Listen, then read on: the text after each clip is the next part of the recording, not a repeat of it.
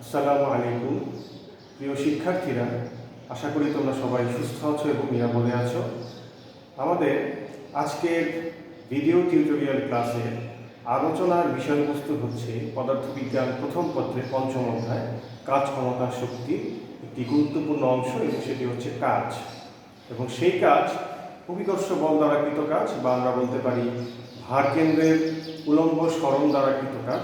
এই সংক্রান্ত কয়েকটি সৃজনশীল আমরা সমাধান করার চেষ্টা করি। তাহলে আমরা প্রথমে চলে আসি, কাজ বলতে আমরা আসলে কী বুঝি। কাজ বলতে বোঝায় কোনো বস্তুর উপর বল প্রয়োগ করলে যদি বস্তুটির বলের প্রয়োগ বিন্দুর অভিমুখে কিছুটা দূরে সরে যায়, তাহলে ওই বস্তুর বল এবং বলের অভিমুখে সরণের যে উপাংশ, সেই দুটার গুণফলকে বলা হবে কাজ। যেমন আমরা এভাবে বলতে পারি যে আমরা যদি একটি বস্তুকে, বস্তুটা হচ্ছে এন ভরের একটি বস্তু, এই বস্তুকে আমরা যদি এফ বল প্রয়োগ করি, এখন আমরা ধরে নিচ্ছি বস্তুটি এই দিকে সরে গেল, তাহলে এটা হচ্ছে তার সরণ এস। তাহলে এখন বলের প্রয়োগ বিন্দুর দিকে বস্তুটি যতটুকু সরে যাবে, এখন আমরা যদি ধরে নিই যে বলের প্রয়োগ বিন্দু ছিল এই বরাবর, তাহলে বল কাজ করছে এই দিকে, তাহলে আমরা ধরে নিচ্ছি বল আর সরণের মধ্যবর্তী কোণ যদি হয় এখানে থিটা, এটা যদি সরণ এস হয়, তাহলে সরণের এই অনুভূমিক উপাংশ, এটাকে আমরা বলবো এস কস থিটা। তাহলে কাজ ওয়ার্ক দোষটা হবে বল এফ কিন্তু বলের দিকে সরণের যে উপাংশ, এটা হচ্ছে এস কস থিটা। তাহলে এটাকে আমরা লিখতে পারবো এফ এস কস থিটা, অথবা আমরা এটাকে এভাবে বলতে পারবো কাজ হচ্ছে বল এবং সরণের ডট গুণফলের সমান। আর যেহেতু বল এবং সরণ দুটোই ভেক্টর রাশি, যেটা ভেক্টর রাশির গুণফল এখানে ডট গুণ বোঝানো হয়েছে, তাহলে এই গুণফলটা হবে একটি স্কেলার রাশি এবং কাজ হয়ে যাবে হচ্ছে কি একটি স্কেলার রাশি। তাহলে আমরা এক্ষেত্রে আমাদের এটা হচ্ছে বাহ্যিক বল দ্বারা কৃত কাজ।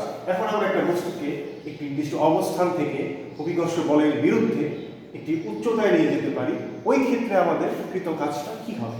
ওই ক্ষেত্রে আমাদের কৃত কাজের সমীকরণ কি দাঁড়াবে? ডাব্লিউ বস্তু হবে এম জি এইচ।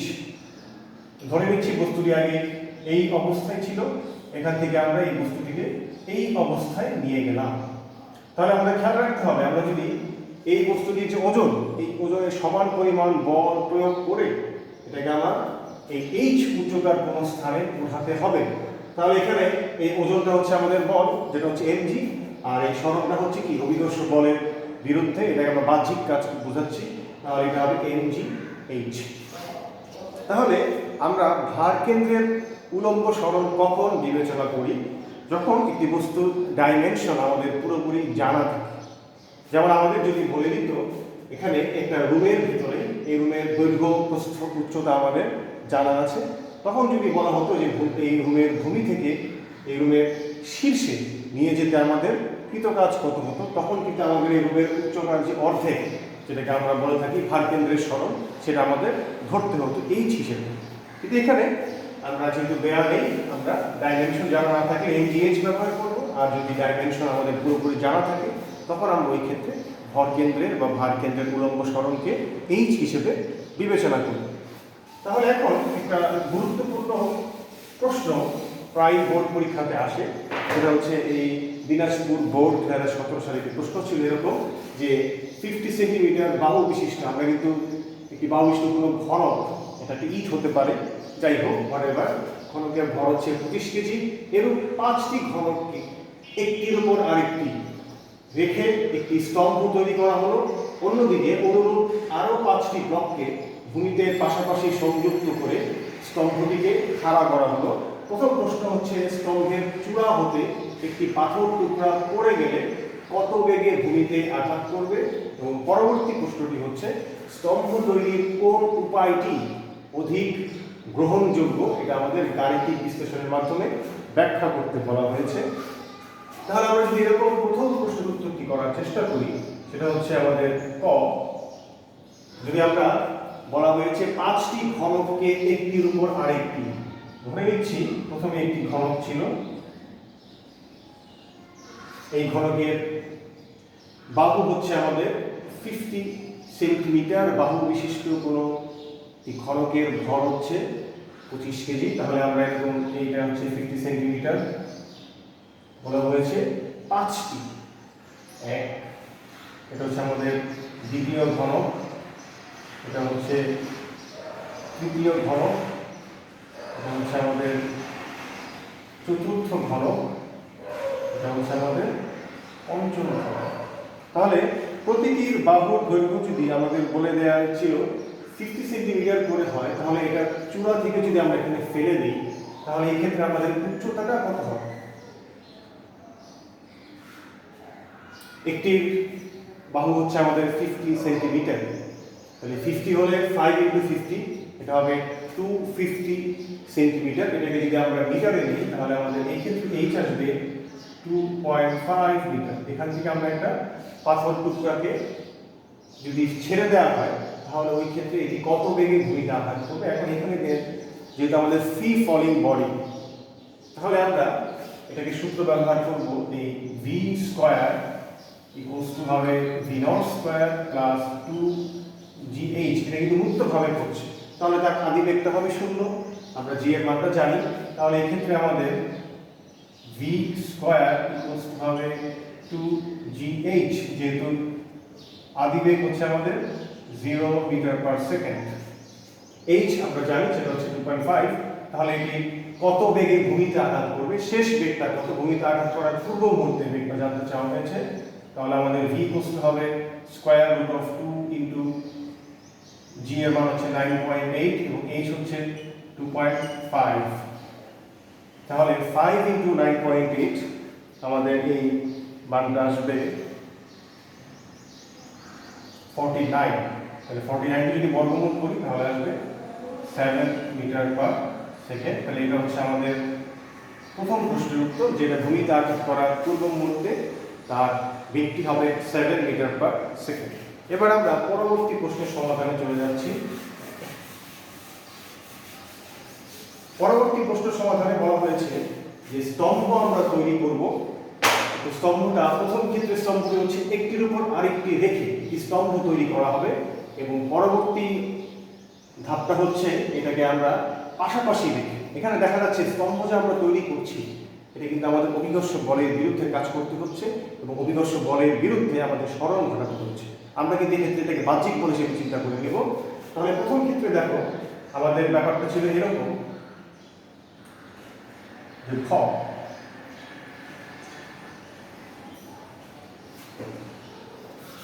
আমাদের ব্যাপারটা হচ্ছে আমাদের এরকম 5টি ব্লক ছিল, ধরে নিয়ে আমরা এরকম, এটা হচ্ছে আমাদের প্রথম ব্লক, এটা হচ্ছে আমাদের দ্বিতীয় ব্লক, এটা হচ্ছে তৃতীয় ব্লক, এটা হচ্ছে চতুর্থ ব্লক, এটা হচ্ছে কি আমাদের পঞ্চম ব্লক। প্রতিটি ব্লকের আমাদের বাহু দেওয়ার ভর দেওয়া আছে 25 কেজি এবং বাহুর দৈর্ঘ্য দেওয়া আছে 50 সেন্টিমিটার, মানে 0.5 মিটার।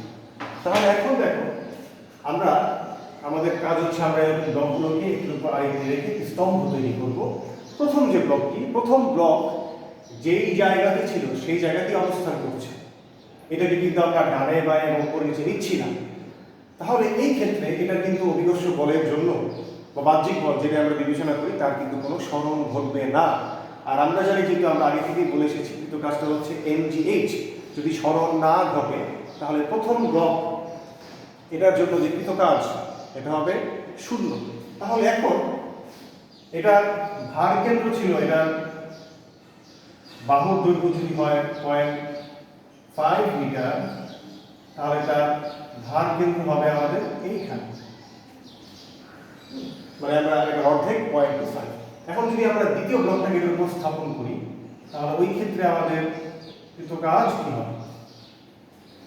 তাহলে এক্ষেত্রে যেহেতু আমরা এটার ডাইমেনশন আমাদের জানা আছে, তাহলে এই ব্লকের এখন দেখতে হবে আমাদের এখানে ভর কেন্দ্রের সরণটা কতটুকু হয়েছে, এটাই কিন্তু হচ্ছে আমাদের h। তাহলে এখন খেয়াল করো, এটা হচ্ছে 0.5, এটা হচ্ছে 0.51, তাহলে এই দূরত্বটা আমাদের উচ্চতাটা কতটুকু হবে? এটাও কিন্তু কি হবে, এই এই উচ্চতাটা হবে এটার অর্ধেক আর এটার অর্ধেকের যোগফল, তার মানে এটাও হবে 0.5। তৃতীয় ক্ষেত্রে আমরা যদি, তাহলে আমরা এভাবে লিখতে পারি যে প্রথম ব্লক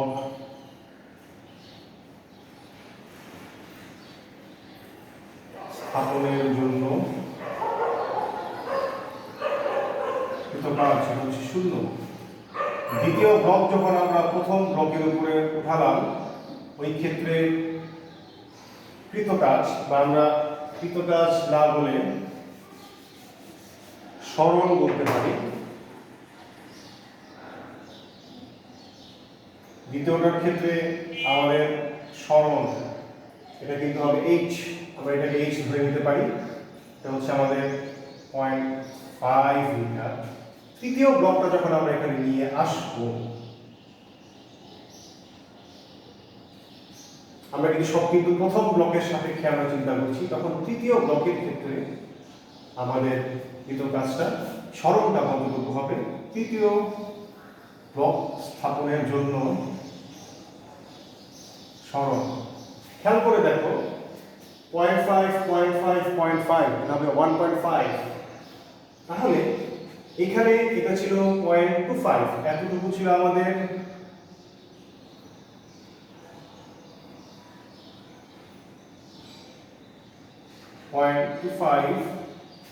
আর এটা আমাদের কতটুকু হবে, এটা হচ্ছে 0.5 0.51 আর 0.5 এর অর্ধেক, এটা হবে আমাদের 1.5। তাহলে আমাদের এখানে ভার কেন্দ্রের উলম্ব সরণ কতটুকু হলো, আমরা যদি এইটাকে বিবেচনা করতে চাই, এটা হচ্ছে আমাদের এই ভূমি থেকে, তাহলে এতটুকু আমাদের কি হবে, এই 1.25 থেকে আমরা এটাকে 0.25 ধরা যেই কথা আর এইটাকে 0.25 ধরা একই কথা।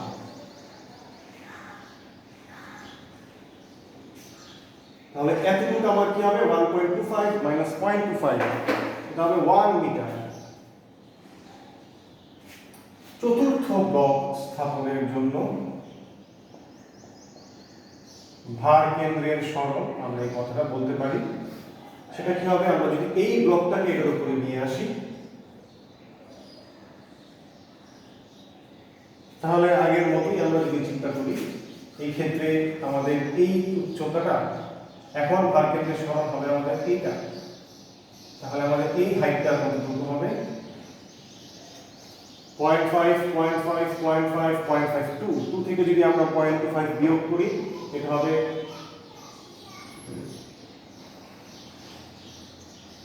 1.75। আর এই প্রথম ব্লকের সাপেক্ষে এটা কতটুকু হবে, 1.75 মাইনাস 0.25, সেটা হবে 1.5 মিটার। পঞ্চম ব্লক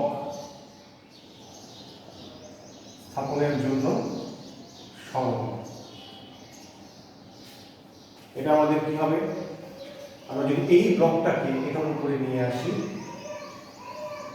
তাহলে আমরা বলবো এখন এইটার ক্ষেত্রে ভার কেন্দ্রে উলম্ব সরণ হবে এতটুকু, তাহলে আমাদের এইখান থেকে এতটুকু হাইট কত হবে, 5টার জন্য হবে 2.5, এটা হচ্ছে 2.25, তাহলে আমাদের এতটুকু হবে 2.25 মিটার। এখান থেকে যদি 0.25 বিয়োগ করি, এটা আমাদের আসবে 2 মিটার। তাহলে আমরা 5টি ব্লক একটির উপর একটি স্থাপন করার জন্য সরণ কত জেনে গেলাম। তাহলে আমাদের প্রথম উপায়, যেটা হচ্ছে একটির উপর আরেকটি রেখে স্তম্ভ তৈরির জন্য কৃতকাজ, তাহলে আমরা লিখতে পারি একটির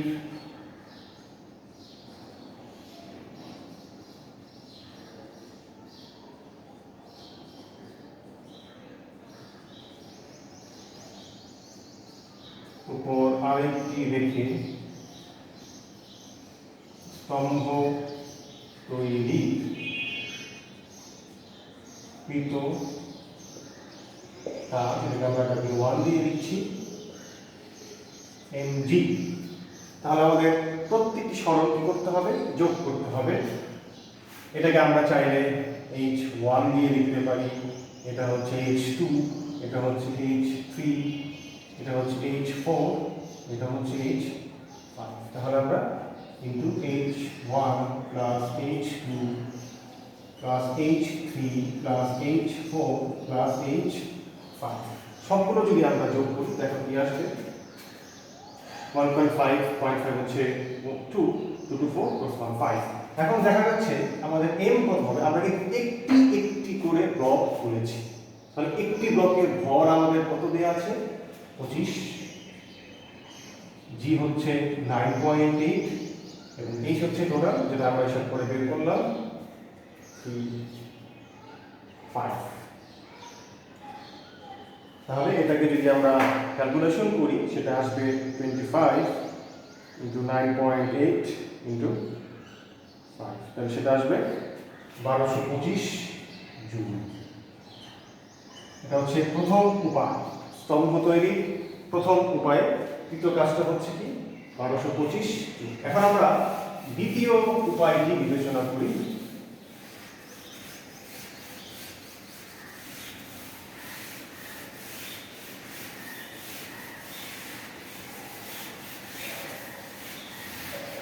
দ্বিতীয় উপায়ের ক্ষেত্রে আমাদের বলা ছিল আমরা আগের মতোই ব্লকগুলোকে আবার আগের মতো লিখি।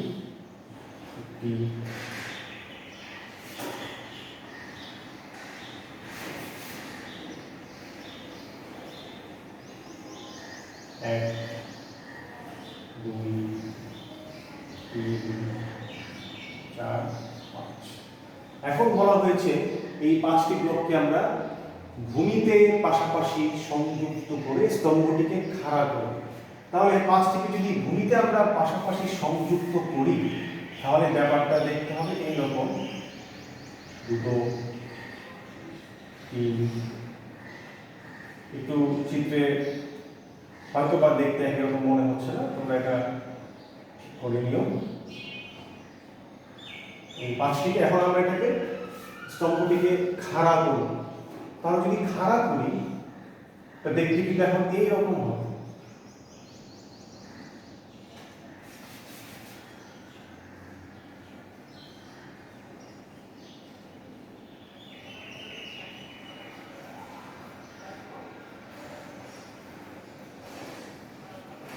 এটাকে যদি আমরা দাঁড় করাই তাহলে দেখতে কি হবে এইরকম হয়ে যাবে। তাহলে এটাকে আমরা দাঁড় করাচ্ছি যে কোন উপায়টি অন্যদিকে সংযুক্ত করে স্তম্ভটিকে খাড়া করা হয়। তাহলে আমরা এখন কি করছি, এটাকে যদি খাড়া করি তাহলে দেখতে আমাদের এরকম হবে। আমাদের এই ঘনকটি দেখতে আসলে কি হয়ে যাচ্ছে, এই জন্য বুঝতে সমস্যা হতে পারে। আমরা ছোট ছোট করে দিই তাহলে এটা দেখতে বুঝতে সুবিধা হবে আমাদের। এরকম করে আমরা দাঁড় করাই তাহলে দেখতে আমাদের এরকম হবে। এখন খেয়াল করো, প্রথম যখন আমরা পাশাপাশি সংযুক্ত করলাম এই ক্ষেত্রে আমাদের ভার কেন্দ্রের সরণ কতটুকু ছিল, আমাদের একটি বাহু যদি হয় 0.5 মিটার, এই ক্ষেত্রে আমাদের ভার কেন্দ্রের সরণ ছিল 0.25 মিটার, 5টি ব্লক। এখন আমরা যখন 5টিকে উলম্ব বরাবর যেটাকে বলে দেওয়া আছে খাড়া করা হলো, স্তম্ভটিকে খাড়া যখন করলাম তখন এই ক্ষেত্রে আমাদের ভার কেন্দ্রের সরণ কি হবে, এখানে 5টি ব্লক, এটার ভার কেন্দ্র কোথায় হবে, নিচে দুটো উপরে দুটো, তাহলে ঠিক মাঝ বরাবর হবে তার ভার কেন্দ্র। তাহলে এই ক্ষেত্রে আমাদের ভার কেন্দ্রটা কতটুকু হচ্ছে, এটা যদি 2.5 হয় এটার যে অর্ধেক সেটা হবে 1.25 মিটার। তাহলে এই ক্ষেত্রে আমাদের ভার কেন্দ্রের সরণ কতটুকু হচ্ছে, আগে এই অবস্থায় ছিল এখন এই অবস্থায় যাচ্ছে, এই সরণটা কিন্তু হবে 1.25 মাইনাস 0.25, এটা হচ্ছে আমাদের 1। তাহলে আমরা এটা লিখতে পারি যে ব্লকটিকে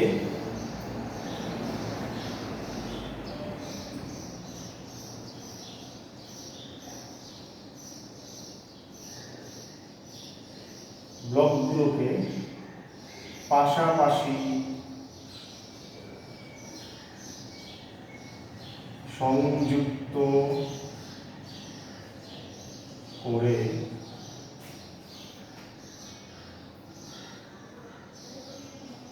লিখে দেওয়া আছে ভূমিতে সংযুক্ত করে খাড়া করলে কৃতকাজ, যেটা হচ্ছে আমাদের দ্বিতীয় উপায়। এই ক্ষেত্রে আমাদের এটা দুটো আগের মতোই আমাদের MGH। এখানে এম কত হবে? আমরা কিন্তু খেয়াল করতে হবে 5টা ব্লককে একবারে খাড়া করা করছি। তাহলে 5টা ব্লকের যে ভর, একটি ব্লকের ভর যদি 25 কেজি হয় তাহলে এম হবে এখানে 5 × 25 কেজি। যেহেতু 5টা ব্লকে আমরা একসঙ্গে খাড়া করছি, আগে ছিল একটি একটি করে, তো জি হচ্ছে 9.8 আর এক্ষেত্রে এইচ এটা হচ্ছে 1। তাহলে এটাও আগের মতোই আমাদের ওই 1225 জুল সেটাই আসবে। তাহলে দুই ক্ষেত্রেই দেখা যাচ্ছে আমাদের কৃতকাজ একই এবং ব্যয়িত শক্তিও একই রকম। এখন প্রশ্নে যেহেতু বলে দেওয়া আছে যে স্তম্ভ তৈরির কোন উপায়টি অধিক গ্রহণযোগ্য হবে, তাহলে আমাদের দেখতে হবে আমরা কোন ক্ষেত্রে শক্তিটাকে ধাপে ধাপে প্রয়োগ করছি বা কোনো কোনো ক্ষেত্রে শক্তিটাকে একবারে প্রয়োগ করছি কিনা। এখন প্রথম ক্ষেত্রে দেখা যাচ্ছে আমরা যে কাজ করার জন্য যে শক্তি ব্যয় করছি সেই শক্তিটাকে আমরা ধাপে ধাপে দিচ্ছি, আর দ্বিতীয় ক্ষেত্রে শক্তিটাকে আমরা একবারেই দিচ্ছি। তাহলে ধাপে ধাপে যেখানে দিচ্ছি সেই ক্ষেত্রটা বা সেই প্রক্রিয়াটা আমাদের জন্য তুলনামূলক সুবিধাজনক হবে। এই জন্য আমরা লিখব যেহেতু দুই ক্ষেত্রে কৃতকাজের মান সমান, কিন্তু প্রথম ক্ষেত্রে এই কাজ যে আমরা করছি শক্তির সাহায্যে সেই শক্তিটাকে আমরা ধাপে ধাপে প্রয়োগ করছি, এই জন্য প্রথম উপায়টি হবে আমাদের অধিক গ্রহণযোগ্য। এই জন্যই আমরা দেখতে পারি বাসাবাড়ির মধ্যে আমরা ইট একটি একটি করে করে দিয়ে দিয়েও ওয়াল দেয়াল করা হয়, এটা আমাদের জন্য ফিজিবল হয় এই কারণে। এখন এইসব অঙ্ক যদি আমাদের MCQতে আসে তখন আমরা কিভাবে করব? এখন MCQ করার সময় আমরা তো আর বড় অঙ্কটা করতে পারবো না, তখন আমাদের কিছু স্পেশাল টেকনিক অ্যাপ্লাই করতে হবে। তো খেয়াল রাখতে হবে শর্টকাট টেকনিক যদি আমরা বারবার শিখে ফেলি এমন যাতে না হয় যে আমরা শর্টকাট টেকনিকটা আমাদের মনে আছে, তো সৃজনশীল প্রশ্ন আমরা কীভাবে উত্তর করতে হবে সেই টেকনিকটা আমরা ভুলে গিয়েছি, তাহলে কিন্তু আমাদের হবে না। কিন্তু আমাদের যেহেতু পরীক্ষার মধ্যে মাল্টিপল চয়েস কোশ্চেন আসে বা বহু নির্বাচনী প্রশ্ন আসে, তো সেই ক্ষেত্রে আমাদের সময়টাকে আমরা বাঁচানোর জন্য আমরা এসব কিছু স্পেশাল টেকনিক অ্যাপ্লাই করতে পারি। এখন দেখো এখানে টেকনিকটা লিখে দেওয়া আছে যে n সংখ্যক ইট বা পাথর একটির উপর আরেকটি রেখে কৃতকাজ, এটা সূত্রটা হচ্ছে NC2 × MGH।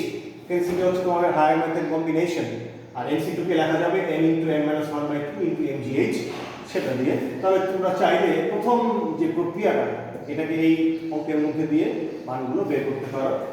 এখন আমরা দেখাচ্ছি এই সূত্রটা কিভাবে আসলো। খেয়াল করো n সংখ্যক ইট বা পাথর আমাদের W ছিল NC2 × MGH। তাহলে ওই MCQটাকে আমরা কিভাবে সূত্রটাকে আসলো সেটাকে আমরা ব্যাখ্যা করার চেষ্টা করি। এখন দেখো আমাদের ব্লক ছিল n সংখ্যক ইট পাথর, আমরা 5টি বা 6টি ব্লক দিয়ে চিন্তা করছি। প্রথম যে ব্লক এটা স্থানান্তরের জন্য আমাদের কৃতকাজটা হবে 0, কারণ আগেই বলেছিলাম এটা যেখানে ছিল সেখানেই আছে। দ্বিতীয় একটি ব্লক যদি আমরা এখান থেকে নিয়ে এখানে রাখি, প্রত্যেকটা ব্লকের উচ্চতা আমরা ধরে নিচ্ছি h। তাহলে এই ক্ষেত্রে আমাদের ভার কেন্দ্রের সরণ এটা কিন্তু হবে h, লিখলাম আমরা এখানে h। খেয়াল করো ইটের সংখ্যা হচ্ছে 2টি, এটা আমাদের ভার কেন্দ্রের সরণ কিন্তু h। তৃতীয় ব্লকটা যদি আমরা এখানে নিয়ে আসি, এই ক্ষেত্রে এটা যে ভার কেন্দ্রের সরণ এটা হবে 2h, এখানে আমরা লিখলাম +2h। চতুর্থ যে ব্লকটা হবে সেখানে এটা হবে ভার কেন্দ্রের সরণ, এটা হবে আমাদের 3h, লিখলাম। তাহলে দেখা যাচ্ছে ইটের সংখ্যা 4টি কিন্তু সরণের মধ্যে 4 থেকে 1 কম 3 আসছে। এরকম যদি আমরা n সংখ্যক নিয়ে যাই তাহলে আমাদের ভার কেন্দ্রের সরণটা কি হবে? n সংখ্যক যদি হয় এটা হবে আমাদের এরকম n - 1 × h। চারটা ব্লক ছিল বা চারটা ইট ছিল, 4 - 1 3, তিনটা ছিল 3 - 2 1, একটা দুটো ছিল 2 - 1, একটি ছিল 1 - 1 0। তো এরকম প্লাস আপ টু যদি আমরা করি ডট ডট ডট, এটা হচ্ছে n - 1 ইনটু h। যদি আমরা এটাকে এরকম করে করি তাহলে আমাদের কি আসবে? এখন আমরা জানি যে n সংখ্যক স্বাভাবিক সংখ্যার যোগফলের সূত্রটা কিন্তু আমাদের জানা আছে। তাহলে এক্ষেত্রে এটা হচ্ছে সরলের জন্য, তাহলে আমরা এটার জন্য এটার সাথে আমরা কি করব, mg টা গুণ আকারে দিয়ে দেব, mgh যেটা ছিল, তাহলে আমরা mg আর এটা 0, যদি সব দিক থেকে আমরা h টাকে কমন নিই তাহলে আমাদের এরকম ব্যাপার আসবে 1 + 2 1 + 2 + 3 plus dot dot dot plus n minus. এখন আমরা জানি n সংখ্যক স্বাভাবিক সংখ্যার যোগফলের সূত্র আমাদের জানা ছিল, s দিয়ে আমরা যেটাকে বোঝাতাম n × n + 1/2। কিন্তু এখানে আমাদের n হচ্ছে n - 1, তাহলে n - 1 যদি আমরা n এর জায়গায় যদি n - 1 বসাই তাহলে আমাদের এই ক্ষেত্রে সূত্রটা কি দাঁড়াচ্ছে দেখো, mgh ইনটু n হচ্ছে আমাদের n - 1 আর n + 1, n এর জায়গায় যদি আমরা n - 1 বসাই প্লাস 1 ডিভাইড 2, তাহলে এটা কাটাকাটি চলে গেল। আমরা এটাকে এভাবে লিখতে পারবো যে n into n - 1/2 into mgh। তাহলে আমরা এটাকে কম্বিনেশনের আকারে এভাবে লিখতে পারি, সমাবেশ থেকে nc2 mgh। তাহলে এখন আমরা একটি অঙ্ক করার চেষ্টা করি এটা অ্যাপ্লাই করার জন্য যে আমাদের এটা ঠিক আছে কি না। সেটা হচ্ছে এটা এমসিকিউ আমরা যদি এভাবে করি যে 5টি ঘন আকৃতির পাথর খণ্ডের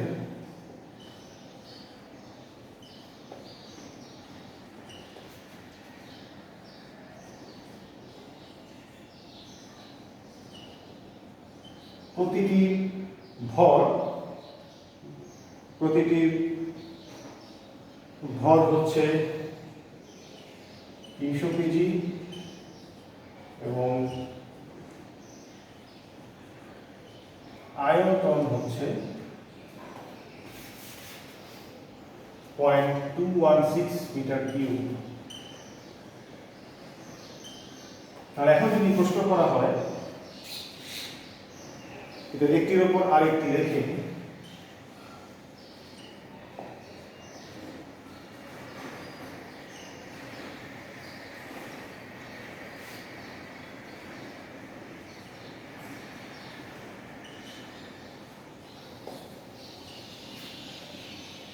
যদি আমরা একটি স্তম্ভ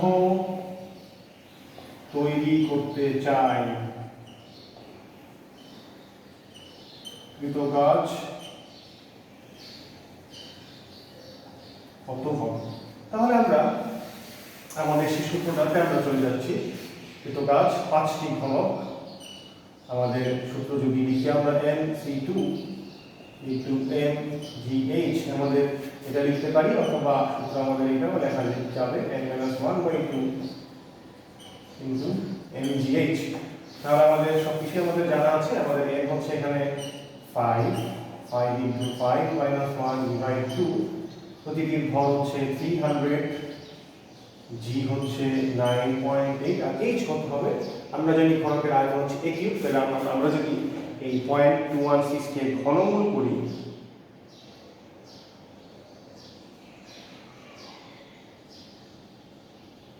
তাহলে আমরা পাবো যেহেতু a কিউব হচ্ছে 0.216, আমরা পাচ্ছি 0.6। তাহলে আমরা যদি এটা নিয়ে এটাকে বসাতে চাই, এখানে হবে 5 × 4 × 300 ×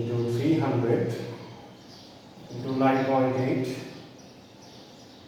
× 0.6 ডিভাইড 2।